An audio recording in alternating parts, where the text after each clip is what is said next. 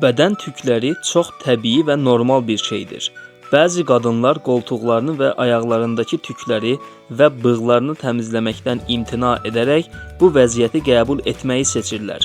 İstər adi qadınlar, istərsə də Hollywood məşhurları olsun, belə gözəl qadınlara heyranıq. Onlar tərəddüd etmədən bədənlərindəki tükləri nümayiş etdirməklə fiziki görünüşümüzlə bağlı heç bir qayda, qanun və ya qadağa olmadığını sübut edirlər.